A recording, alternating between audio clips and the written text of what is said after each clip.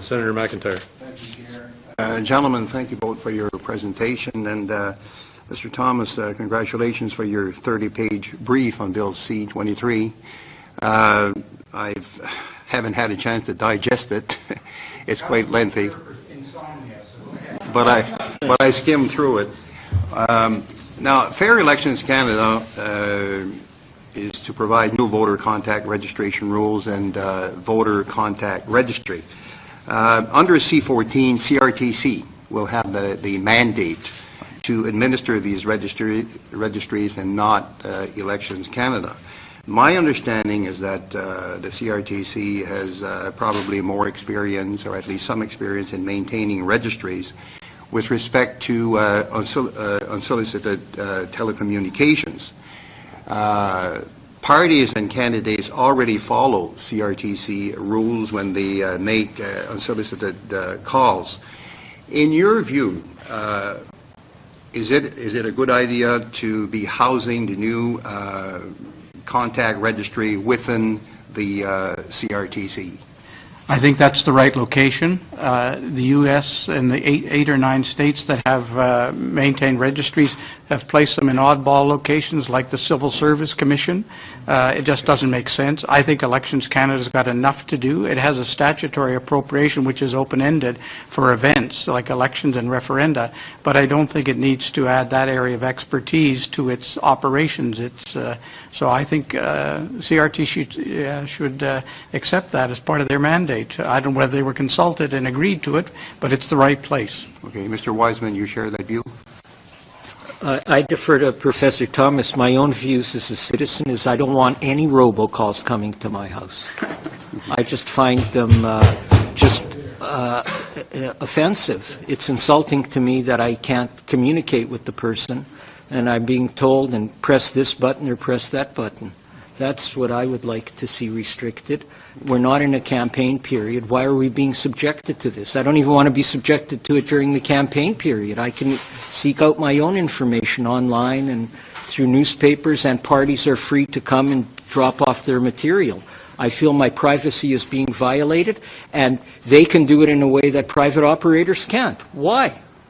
Here's my advice to Nelson. Move to Ohio. They're one of 3 states where you have to have the respondents' consent before the message will be played. Thank you, gentlemen. Senator Batters. Thank you to both of you for attending today. And Professor Thomas, I just wanted to get this out. So you indicated very upfront that you are on that Elections Canada Advisory Council, and you said thus far you've been paid for 2 days of work. So is it a per diem amount, and if so, how much is that?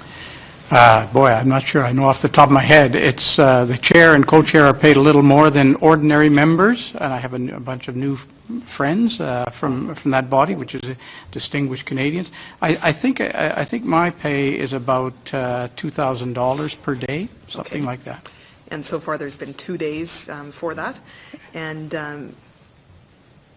as well, you talked about the study that you're currently undergoing, or you've just completed, or something like that? It's completed. It was commissioned last year, co-authored with Lauren Gibson, the former CEO of Elections Alberta.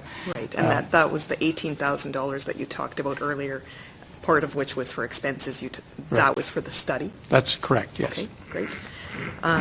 Professor Wiseman, I really appreciated your comments when you spoke about vouching, because in my view, the right to vote, it's certainly a very important right that we have, but it's also accompanied by the very reasonable obligation to prove who you say you are with respect to identity and in Canada residence.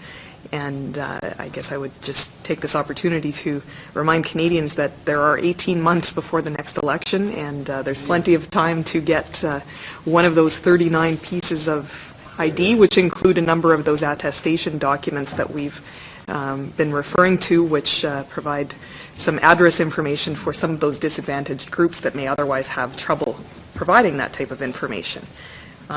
When you spoke about voter information cards, earlier we had Mark Mayron testifying before us, and he talked about the 10% error rate with those, and so he indicated, he confirmed that there were 23 million voters in the last election, and So that would equate to 2.3 million errors, and he conceded that, you know, after revisions of those cards, that took it down to about 7%, but that's still, you know, several 100,000 errors, and to me, that's just too many to ensure the integrity of the system.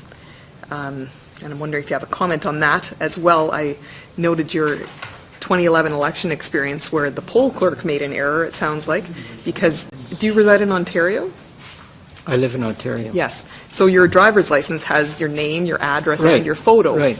You shouldn't have even needed your voter information card. That, Of course. that would have been sufficient in itself. Well, I agree. I know that. I know that. But many don't know that. Exactly. And many poll clerks don't know that, you know, because the problem we have is finding often people to serve these jobs. I was traveling outside of the country in one year, 1990. I came in, there was an election in Ontario on September the 6th. I showed up in the country on September 1st, and at that time under Ontario law, you had to be on the list to vote. I don't think I could vote at the poll.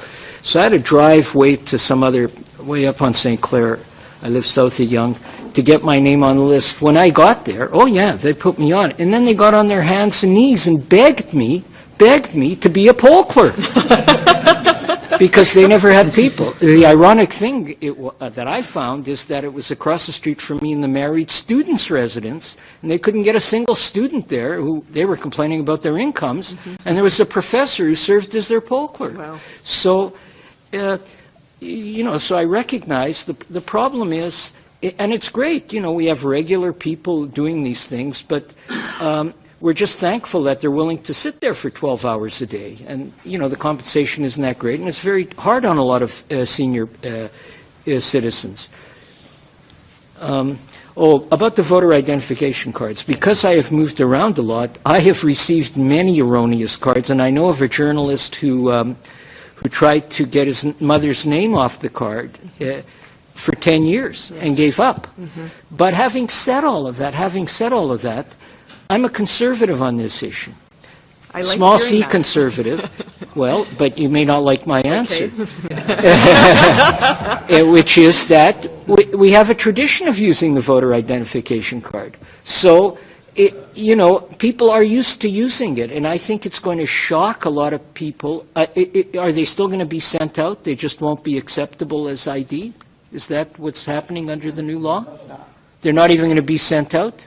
I don't know. That would probably be Well, up to if they're elections not sent out, I believe that will decrease voter turnout.